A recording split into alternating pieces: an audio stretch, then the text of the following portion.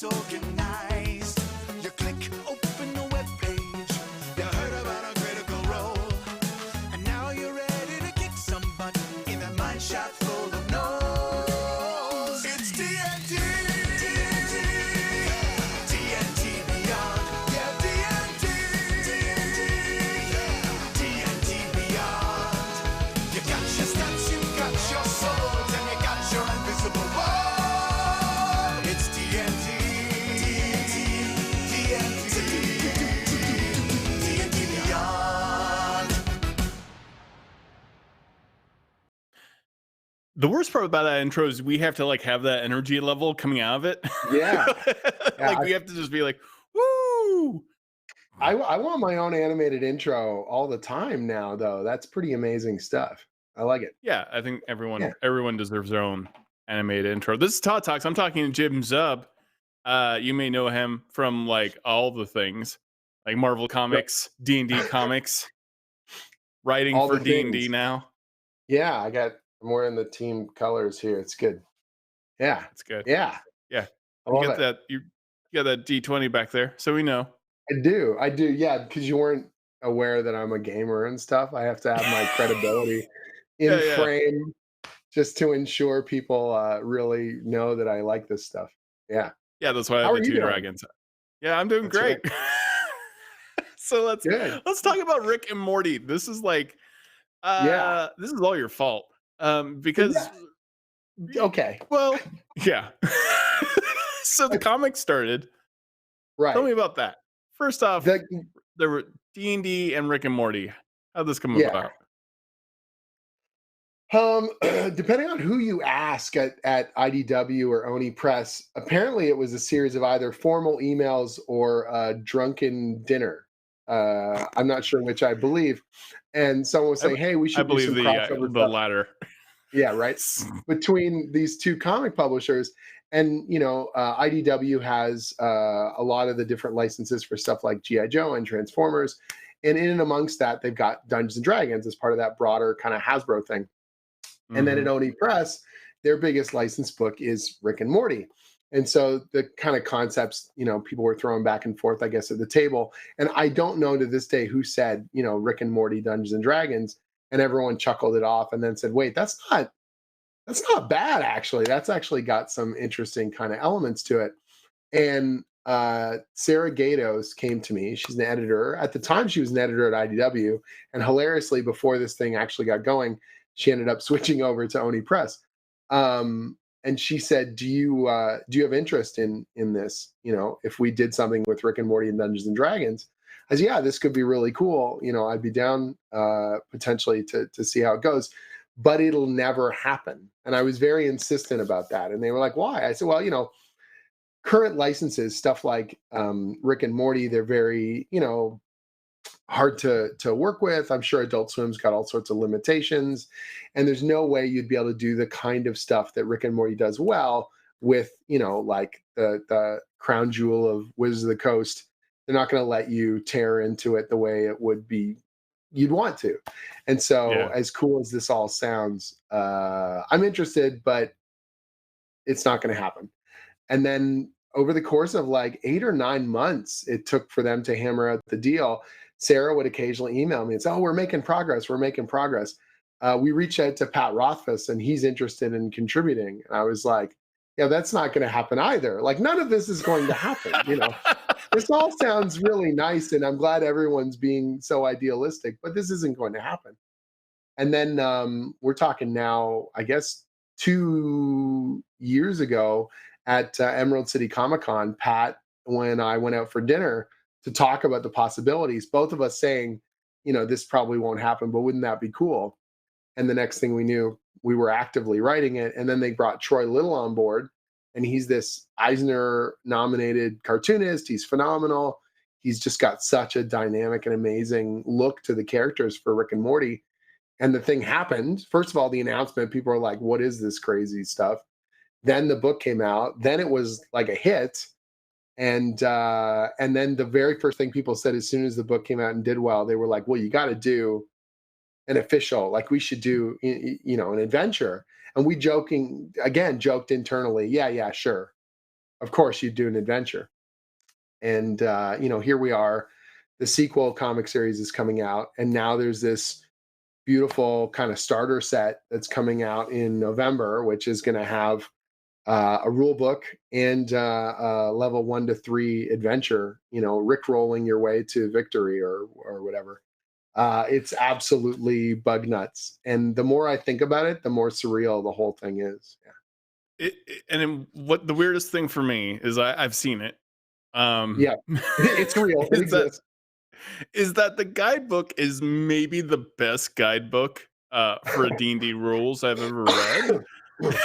Because not only are you getting, the standard starter set, here are the rules of D&D, but then you get Rick's commentary, which is completely brilliant in every way, because it makes me not that I have a horrible time remembering the rules of D&D, being that I run it every week, but right.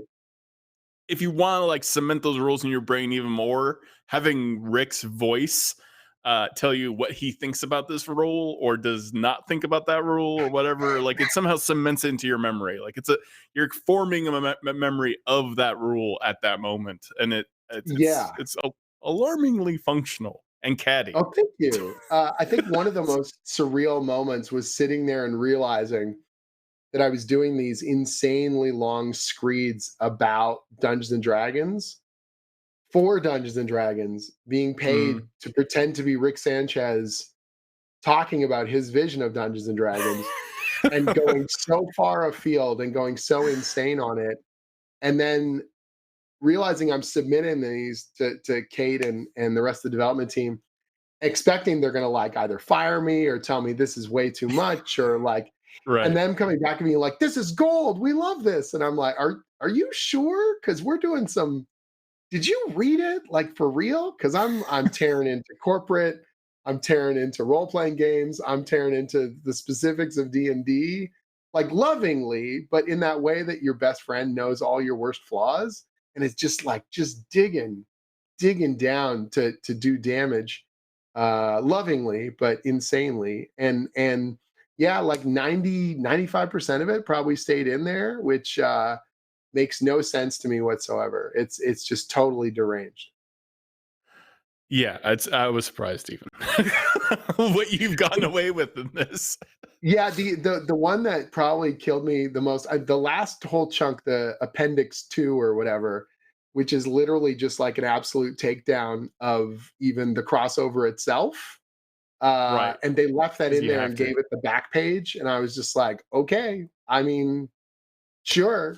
If you guys want, you can keep that. You can pay me. That's cool. So how does one come at, as Kate would say, something with big Rick energy? What's the key to writing Rick? Here's what's interesting about the Rick and Morty cast. And when Pat was putting together some of his initial thoughts for this crossover, he wrote a mission statement. And as soon as I read that, I knew that we were going to get along great and we were going to have a really fun project, because he said, look, everyone thinks that Rick and Morty is just edgelord humor and violence and stupidity and nihilism. And it is those things, but it's also about a broken family trying to figure out how to live with each other. And he says, everyone thinks that Dungeons and Dragons is kind of, murder hobos and killing monsters and getting stuff and power gaming. And it is those things, but it's also about coming together with a group of your friends and sharing memories together and empowering yourselves. And that we can talk high and low at the same time, in the same way that Rick and Morty kind of does that. In some of the best episodes, you have some really based, stupid humor, violence, ridiculousness, sarcasm, nihilism, but you also can have these touching moments and emotional scenes and really drilling down under the surface of some of these, kind of tropes and storytelling as well. And I feel like when I'm coming at this stuff, or when I'm trying to be Rick Sanchez, I'm trying to do both. I'm trying to make you laugh or go for the low blow kind of weird or violent or strange or nihilistic. But I'm also trying to say something. I'm trying to say something about role playing. I'm trying to say something about why we game together. And whether through Rick outright telling you something nasty or him saying something so vehemently wrong, that you know that's not the way to do it, that you're going to Mhm. learn the right way to do it. It's kind of weird. And so it's like unhinging yourself. You're just like, what are the things I like and dislike about D&D? And what if I put that in front of just this absolute monster of a human being who is going to try and squeeze every bit of power gaming out of it, or ego out of it? What does that look like? What does that feel like? And what particular swear words am I allowed to filter through that? So I think it would be pretty amazing to get like an animated Rick's guide to various classes. You know, yeah, just I have, like the spell list where he separates the spells into actually useful and Jerry spells. Those are the ones I quite like to read. it's the worst. Yeah. And he describes any kind of role playing as just like theater majors. He's like, yeah, the theater majors over there doing this, and they're trying to tell a story, but don't worry about those guys. Like, it's not the point. So Yeah, yeah. that cuts deep. So, that cuts me deep. Oh, absolutely. Um, what? And so it's kind of interesting because in the adventure itself, like, Right. kind of an annoying thing, because I was talking to Kay about this, is that Jerry himself is kind of cool as he role plays himself, which Right. Right. of course he is, right? Yeah. Like in D and D. Right. In Dungeons and Dragons, everyone's empowering themselves. That's one of the other real kind of weird writing challenges, is you're not just writing the characters, you're writing their vision of themselves in the world of D&D, right? So they're Hmm. empowering themselves with what character class they choose, or what kind of abilities they think are cool, or how they're able to execute on them. And so you're seeing another facet to them. You're sort of, you know, D&D brings out the things that Jerry wishes he was. He's nurturing and protecting and capable. And it brings out Rick's worst qualities, his selfishness and his absolute focus on, winning at all costs. And so in some ways D&D is an interesting filter to explore those characters and how they see themselves, and how the game either gives or takes away from them based on that. What excites you about writing? Because you do an excessive amount of it. Um, like you are always working. As we were talking Yeah. right before the show, I've been hounding you to be on the show, and like Yeah. you are like always working. W- Always Is it working or like conventions or something. It's a wild schedule right now. This year in particular feels really insane because it's like I was telling someone a few weeks ago, the three things that kind of defined my nerdy youth were Marvel superheroes, Conan the Barbarian, and Dungeons and Dragons. And Mhm. not just in my career, but literally this summer I've been working on all three of them simultaneously. So it's all downhill from here. It's just this is the peak. But trying to hold on to all that stuff and make the most of it, and not just ape the things that I like about them, but try and bring something to it. Try and bring my own voice into the mix, and add something hopefully enjoyable, that gives people even an iota of the excitement that I got as I was discovering this stuff growing up. Role playing games and comics and writing is about exploring. It's about exploring ideas. It's about indulging these kinds of imagination elements and putting them to the page. When I'm writing the D&D comic, it's like I get to be the players and the dungeon master at the same time. And I want it to have that feeling of kind of spontaneity, even though I know where the plot's going. You know what I mean? Or Mhm. I want the characters to surprise me, or I want to push things a little bit further than what I had in the outline, and see where we go with it and how kind of crazy we can make it. Um, I love doing this story stuff because I don't know. The stories are a way for us to explore little facets of ourselves, little exaggerated pieces. When you make a role playing game character, you're taking a part of yourself in or out of context and blowing it up. You know what I mean?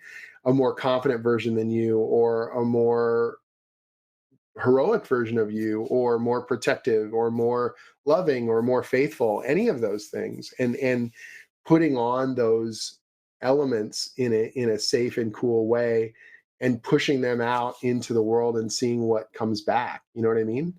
When I was in high school, I was very, very nervous and socially awkward, bad at terrible at public speaking and terrible at engaging with other people in large groups. But at the gaming table, I could pretend to be suave and cool and confident and fun. And realizing as I went to college that I wanted to be part of that, like I wanted those qualities that I had at the table to be me. And so it's that weird thing where you're like role playing as social engineering. I don't know, role playing as a way to sort of test drive parts of my personality and figure out that the person that could make people laugh at the table was just as much me as the person that, I wanted to be. And I could put some of those qualities into play, or I could write these kinds of things into my stories and then learn from them. You know what I mean? So that's a very I, deep answer yeah. for a little question, but No. It's a fantastic answer. I mean, that's the thing about characters, and I have something. I'm like, I worry about. I make characters that I don't like. and there's totally times to explore that stuff, villains Yeah. and selfish aspects that you can kind of almost like cathartically release in a game or release on the page. Like I Yeah. have characters say really nasty. Rick Sanchez is a perfect example where Yeah. you're unleashing parts of your id, or you're unleashing some of your most cynical and kind of base ideas out into the world as like a release. Some of the things that Rick says about Dungeons and Dragons are things I've thought about, but they're not. He makes them far more important in the narrative of why he doesn't like certain rules or what he thinks is important. You know what I mean? And so that's me too, but just sort of turned up to such a ridiculous level. Rook's an interesting character because he does try to eat his cake and keep it too. Oh, Just because absolutely. he's aware that he is a bad person and that exceptionalism is an evil thing.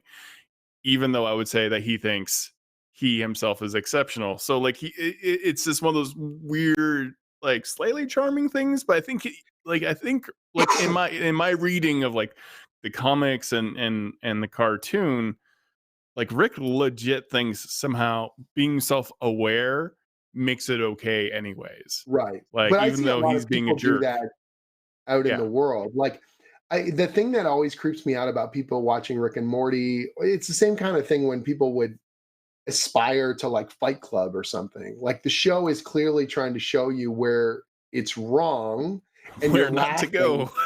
not to Yeah. go there. And the response some people have is, yeah, that guy knows what it's all about. And you're like, oh. You can see that Rick doesn't have joy in his life, that he's not a well-balanced person.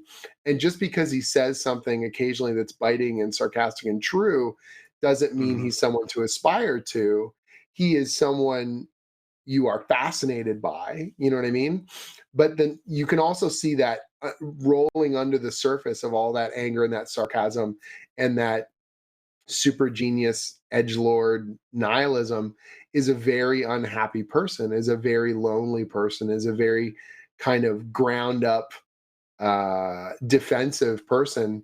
And one of the things you'll see in the cartoon, and we use it in the comic as well, when Rick is actually realizes he doesn't have control of the situation, he stutters a lot more. So when he thinks he knows exactly what he wants, or when he'll say it very directly. And then when things aren't quite going right, or he realizes he has to change tacts, or he has to maybe say something he doesn't know how it's going to work out, all of a sudden this stutter starts up, and he gets really vindictive, and he gets very, snippy with people because he's not as in control as he would like to be.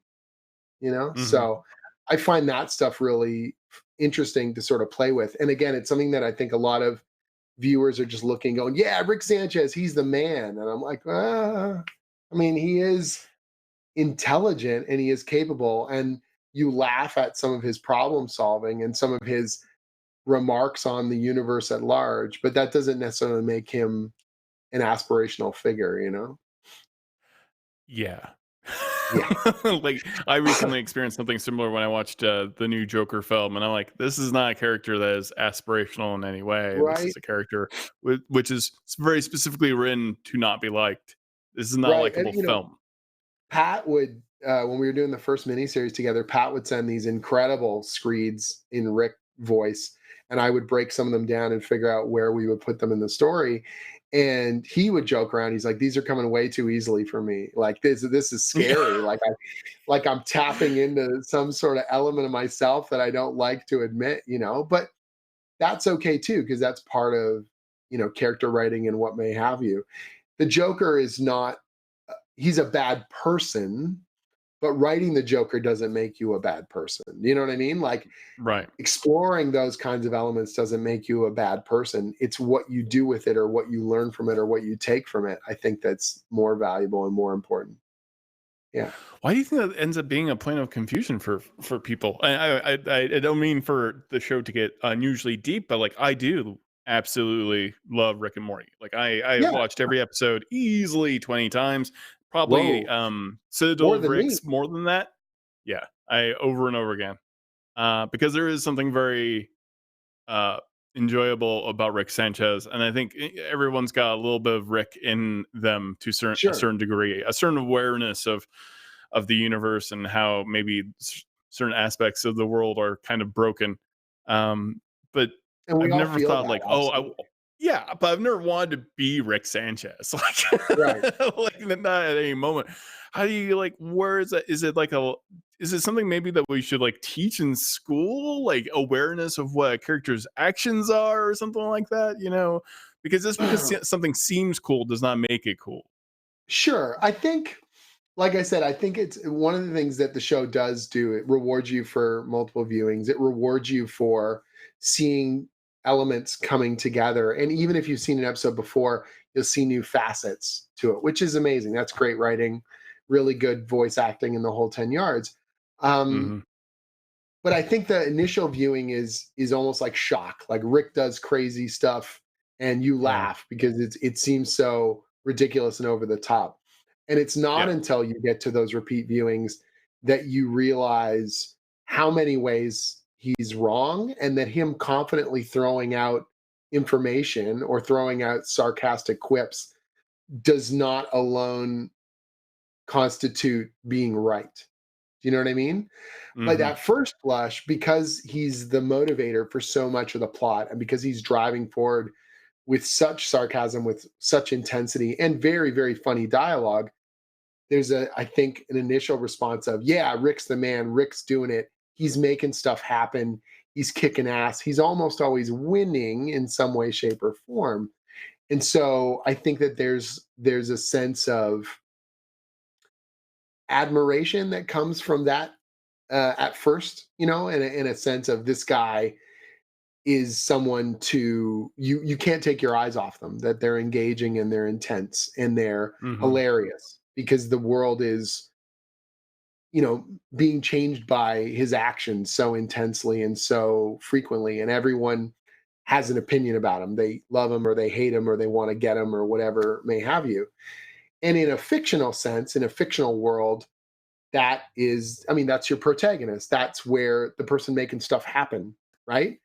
And so Mhm. there are characters in fiction that you absolutely can't, you know, Captain Jack Sparrow is a drunken, terrible person, selfish, awful, but you Right. can't take your eyes off him, right? Like he's the motivator for the entire story. But if that person was in your life, you'd hate them. They're terrible and awful and drunk and manipulative and awful. but but in a fictional world, yeah, who Yeah. wouldn't want to be Jack Sparrow, right? Like Deadpool's hilarious, but he also is Yes. like an unrepentant murderer.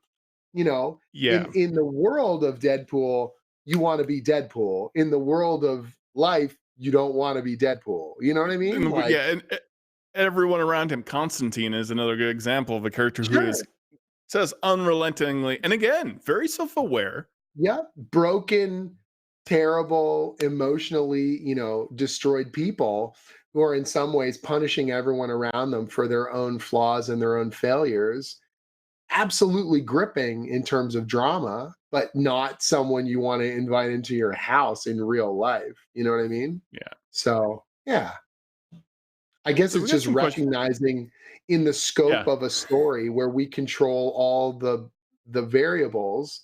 Yes, this character is super cool, and yes, this character is getting what they want and delivering all the zingers, but that's not an actual functioning society. You know what I mean? No, and Yeah. everyone thinks they're the hero. That's the Sure. default. Like, yeah, Right. the people I know in life that constantly worry about not being a good person are good people. I mean, Right. that do worry about it. Like, like the people like, oh, I did this thing right. I'm like, of course you did. You are incapable of anything bad or wrong. Like you're I so worried you about. know at New York Comic Con we did a Rick and Morty D&D live, and I ran the game for a group of comic professionals for an hour and a half, and I'm just unleashing insults upon them and belittling every one of their decisions and belittling everything that they're doing and mixing it up to make the crowd laugh. And then the minute you're done, it's like, oh my gosh, uh, I I hope everyone was okay with that, and they all laugh. Oh yeah, no, that was great. That was really fun. Like that's not really me, but for that time, for that 90 minutes Yeah, of Rick's, big Rick energy, whatever, that's what you're doing. That's what you're tapping into, those kind of cathartic behaviors. And I think that's fun in an escapist way, but it's just about right. being able to recognize what it is and what it isn't. Where where can we find that? You running that? Yeah, Did so that they get did. recorded?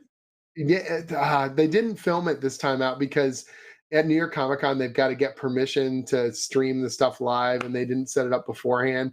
They didn't even give us a big enough panel room. Like we told them this is going to be big, and they were like, "Well, whatever."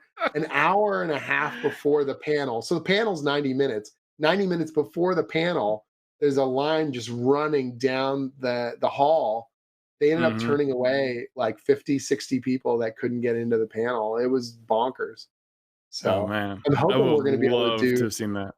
yeah, I'm hoping we're going to be able to do more of it.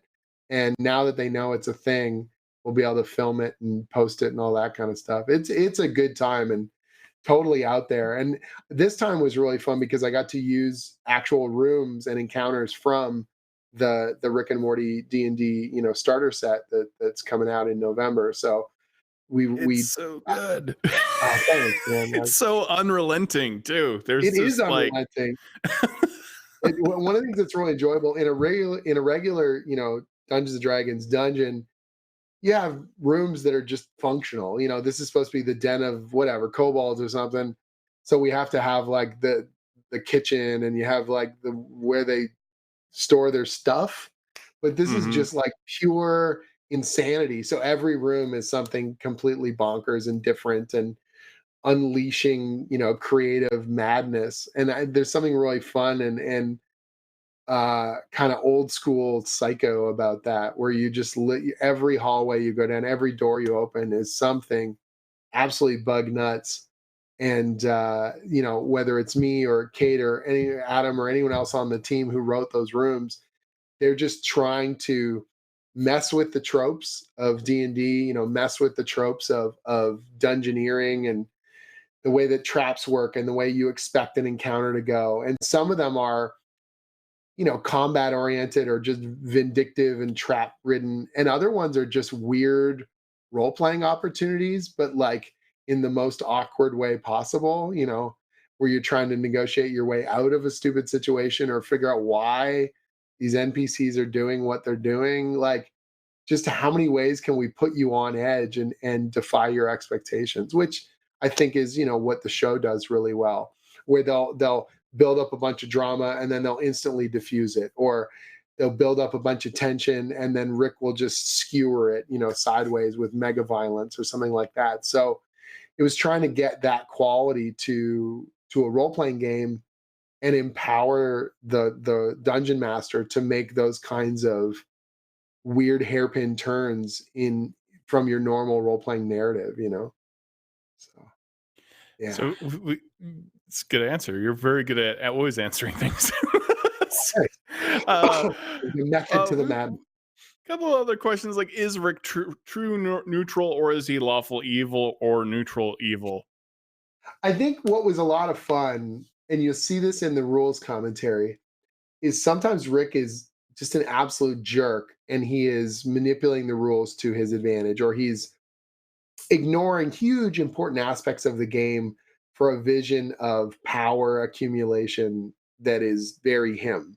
And yet, Mhm. there are also moments where he is viscerally pointing out things that are important about the gaming table, like don't waste people's time, make sure you're entertaining, otherwise I'll kill you. Like stuff that he can say in a really visceral way that you as a Yeah. dungeon master have felt so many times, right? Like Yeah. just do something cool, do something fun, make combat interesting.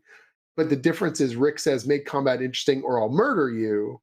And Yeah. so he can get away with it in a way that you, as the normal dungeon master, you can't just like randomly look at a player and go, hey, how about you just take damage because you're being annoying? You know what I mean? Like, but Rick can. And so there are truisms to the game running experience that he is able to call out that is weirdly empowering and enjoyable to sort of call someone to the curb in a way that the regular rules aren't allowed to do so, Yeah. So does Uh, that make him evil? I don't know. I guess depends on. uh, yeah.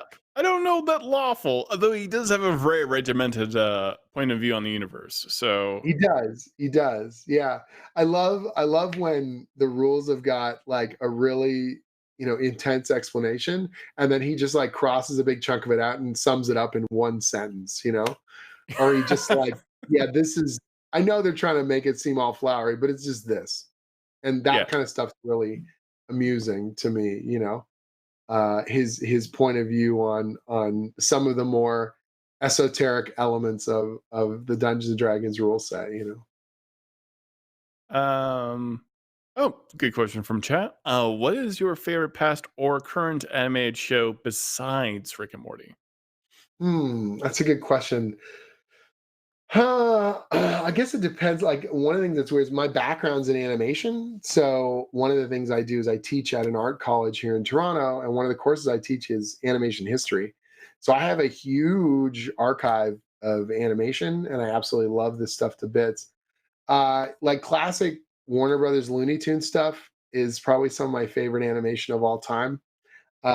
Chuck Jones, in particular, is a seminal director who did some of the biggest Looney Tunes cartoons ever. And his ability, when you see in his career how he grows, when you watch his earliest films, and it's like all the ingredients are there that are going to make for classic Looney Tunes cartoons, but it's not quite sparking yet. Like the timing's Mm-hmm. off, or the jokes aren't quite matching up in a way you expect. And you literally, over the years, watch his skill grow, and then suddenly it hits and it all just starts to work.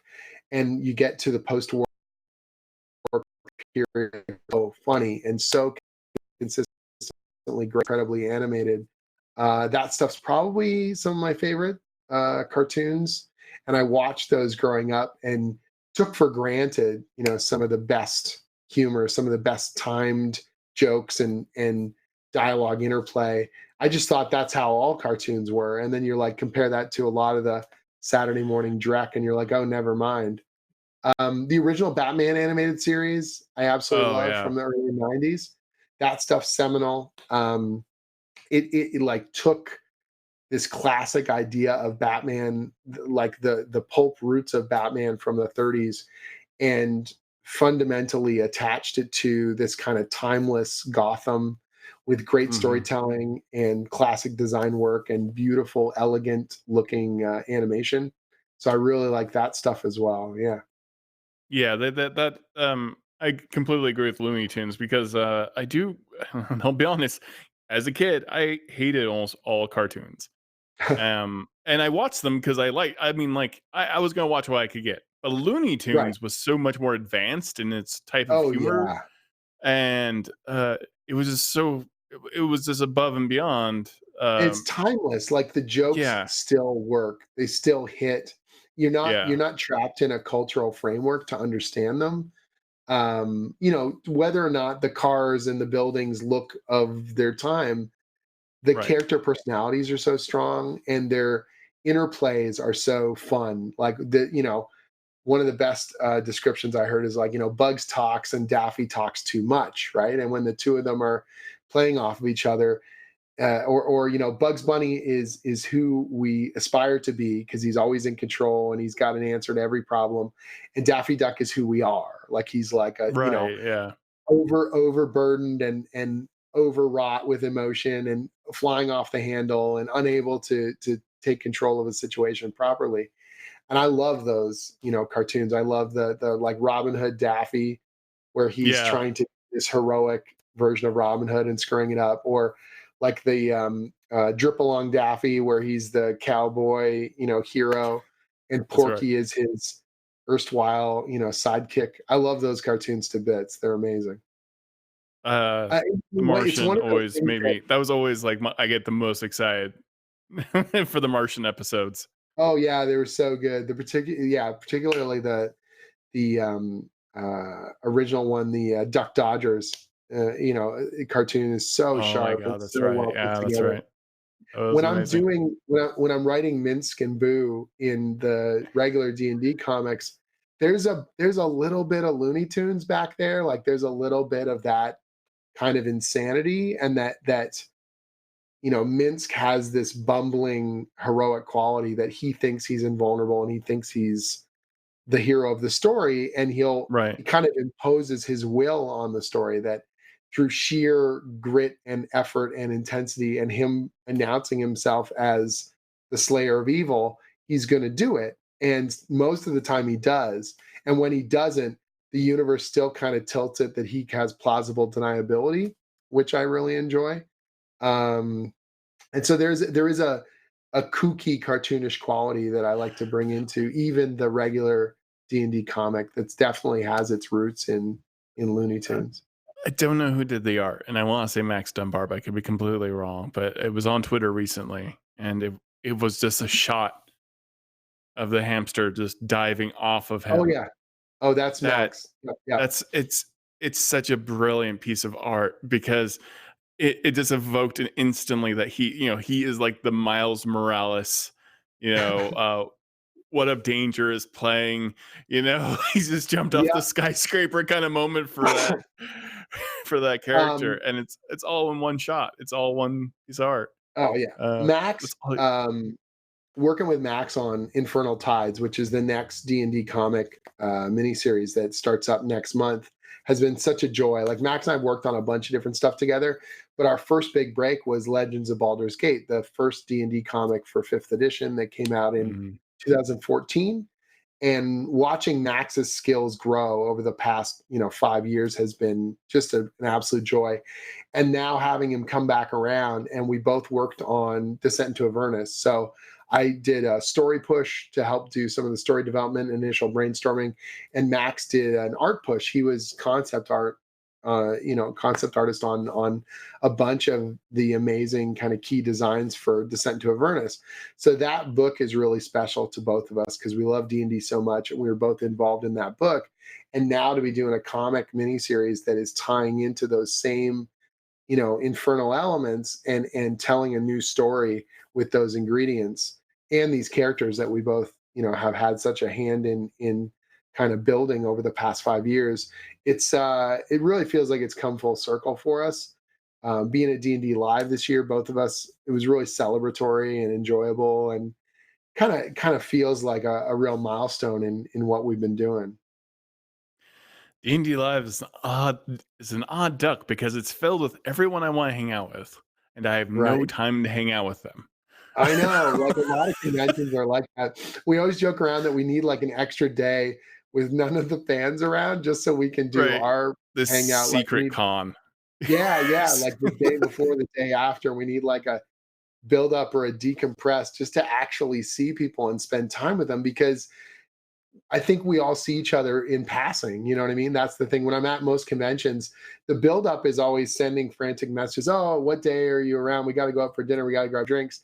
And then it's Right. almost always flybys. Like you're just like, oh, so good to see you. High five. Oh man, this is so great. Let's grab a selfie or something.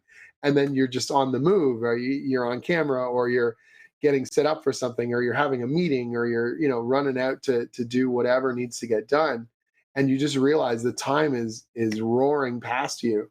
One of the things I try to do at conventions now is take that time to at least have like a really nice meal with one or two people.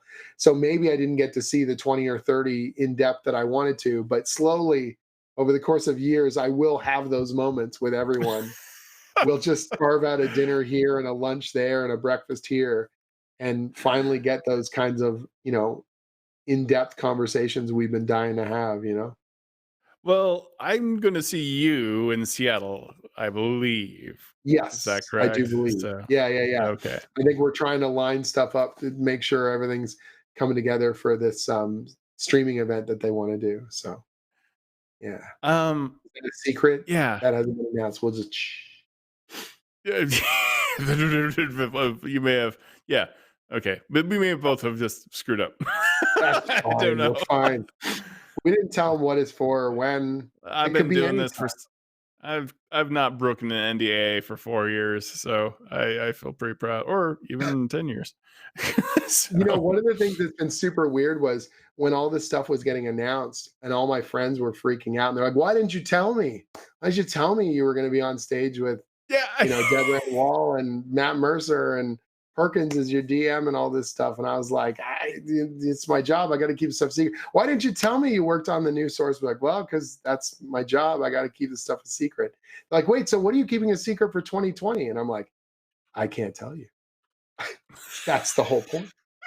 I know. It's yeah, the things I know Right? about D&D and whatever, like all my friends are working on and everything else, and it's funny. It's funny because by the time we get to the point where we're talking about it, that happened a year Oh, ago. yeah. Yeah. Particularly like things like the Young Adventurers guides. You know, we were working on the original initial manuscript for those like a year and a half ago, you know.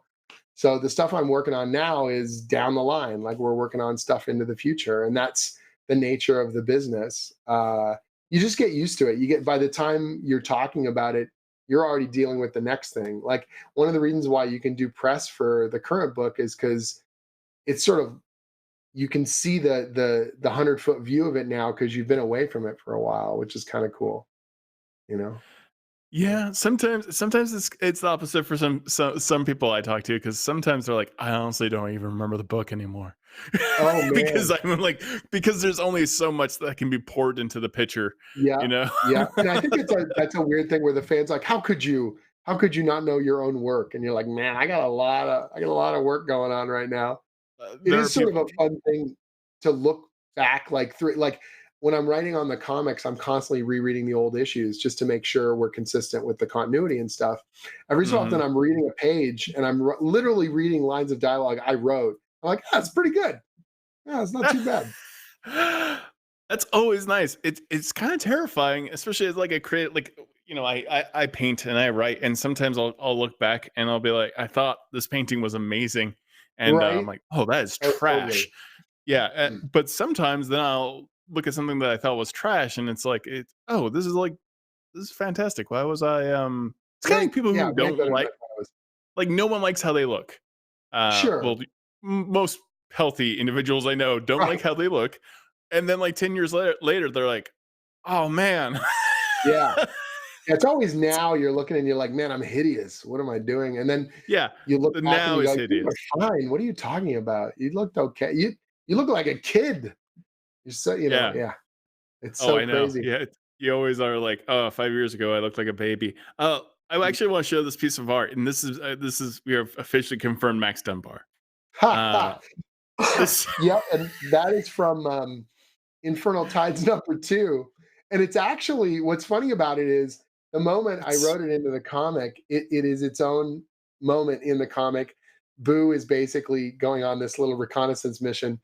right. But it's also an in joke because Boo does something similar, a swan dive in the D&D live session, the Saturday the session of the descent that we did, and he did Hmm. like a swan dive off of I think off of rock, off a demon, and that was Mercer doing that at the live game, and everyone thought it was an absolute scream. So Oh, being that's able to right. do a little bit of a callback to that and jokingly make it kind of canon, it's a little indulgent, but why not? It's good fun. Mercer is such a lovely individual.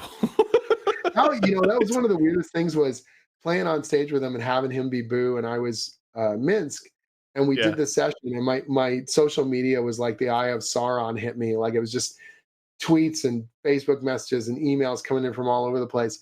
And even some of my students, I got back after D&D Live, and a couple of my students were just like so shaky, and they were like, is Matt Mercer as nice as he seems? I'm like, yeah, no, he's milk of human kindness. He's really, really good dude. Very, very amazing. Backstage, in front of the camera, he's the same guy, And they were like, oh, thank God. Because you hear all these stories about people who can put on, this real kind Yes. countenance, and then they're Yes. actually like a real prick. And I was like, nope, no, he's super decent. Either that, What or he's able to or maintain it. or he's Kaiser Sose. Like he Yeah. Or just, yeah. There Yeah. is no darkness as far as I can tell. He's real genuine and very decent and super complimentary. And that was the first live game I'd ever done. And then to do it on that kind of a huge stage, it was intimidating. But everyone at the table was there, bringing out the best in each other. B. Dave Walters and everyone just being cool and B Dave is being, so good. He's so yeah. good. I was Yeah. felt weirdly comfortable. You're in front of hundreds of people, and they're literally that live game experience is so unique. You're rolling dice, and on a die roll, a crowd is roaring, and it like hits you in the chest. I never imagined tabletop RPGs like that. Like it's such a unique experience. It's wild. Yeah, it really is insane. And it's Kate was kind enough at Origins last year. I think it was Origins. No, I think it might have been PAX Unplugged. And she was running role play roulette where we're all just handed characters and we don't know what's going on. Amazing. And she has this ridiculous story and we have 1 hour.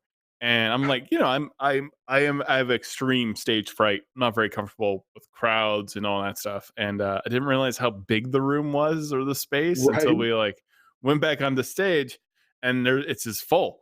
I'm like, okay, this will be fine. And then when you get like to this level, I got to a lovely moment where people were actually chanting my name. And I'm Oh like, my this is the God. weirdest thing that's ever happened to my entire life or will ever happen. Like, Yeah. like this is like, I don't even know what's like, this is D&D. But when people are like doing the math for you, right? Like when you're like rolling dice and people are like helping Just you. screaming out the numbers. Yeah. It's so surreal. The day after we did Descent, and I had shaved my head to play Minsk, and I'm walking around the show, and people are just randomly coming up and high fiving me or asking me to sign their players' handbooks. Like it was wild. Or other people come up and go, "Oh, I assumed it was a bald cap," and I'm like, "No, I just buzzed it. It was just easier." And that it was truly crazy and tons of fun too. And the weirdest thing is like my editors, some of my editors at Marvel, they emailed me and they said, we watched the video, that was absolutely insane. And my first initial thought was embarrassment, and then I was like, no, it's the coolest thing ever. And they're like, no, it Oh, looked really cool, it looked amazing, it was so much, you look like you were having a ball and the crowd's into it. I haven't played D&D, but now I'm kind of excited to try. And I've been hearing that from so many people. Like, I want to play, I want to get a group together, or I've got a group, or, my friends want us to make characters. And like, it's such an amazing moment right now in terms of people wanting to be creative and wanting to connect with each other, get off their screens and be at a table, or whether using a webcam, but we're having social interaction instead of just mindlessly looking through social media or something. yeah. It's a moment, and it's fascinating to be kind of in the midst of it in such a tiny way, but to be contributing to it as well. Things like the Young Adventurers Guide for me feel like bringing everything full circle. Like, I started playing D&D when I was 8 years old. These books are Yeah. ostensibly made for 8 and up. Like, let's give people the ability to tell cool, crazy stories, whether that's run Forgotten Realms or your own game from scratch, or Rick and Morty D&D, like whatever you're doing, as long as you're having fun doing it, you're doing it right. Yeah. Yeah. That's what I love about the Young Adventurers Guide, because I would have just eaten that stuff up as a kid. Actually, Oh it's yeah. cool even not being a kid. Uh, Well, I think that's really been surprising to me is some of the responses we've got from librarians and teachers and dungeon masters who are like, I love these books myself. Even though there's nothing new data wise in there, the way it's presented works really well for them or ignites ideas, or the yeah, artwork is new. So it gives them new kind of options and things to show their players. I was talking to someone at Gen Con, and they're a librarian who runs a school program with D&D, and they said they made the Monsters and Creatures book an in-game artifact. So they literally gave it to the kids and said, this is a guidebook from an old monster hunter. And they're like, oh, so now they felt like they had information, or they could try and figure out what a creature was based on what was going on. And not every creature is that's a going to, product line right there. right, but not every creature is going to be in that book. And Right. that's cool too. Like, so part of the excitement is, oh my gosh, it's something not in the book. What does that mean? What is this thing? And some of the kids were writing their own profiles for other creatures that didn't show up in the book based on the way that we wrote them in Monsters and Creatures. So it's like, that's a really cool thing. Getting photos of literally kids clutching these books at the table or reading them with their parents. It feels really, really amazing. And it's like this weird kind of these two poles. Like, I get to be this edgelord jerk and make fun of D&D, and then I get to have this like warm, touching, everyone play together kind of hug with the Young Adventurers Guide, and everything in between. It's a really kind of special time to be able to contribute to the bigger, broader kind of community right now. That is yeah, and this is a disconnected thought, but on that topic of like we get so swarmed with everything. Your players, so have do you DM? I do. Yeah, I don't get to run as often as I would like. I have an actual podcast that we do called the Danger Dice Gang, and that is Okay. indulgently me running first edition D&D modules, but with fifth edition rules. And none of my players know those old adventures, but I know them like the back of my hand because I used to read them hundreds of times and memorize every part of the map to the encounter key.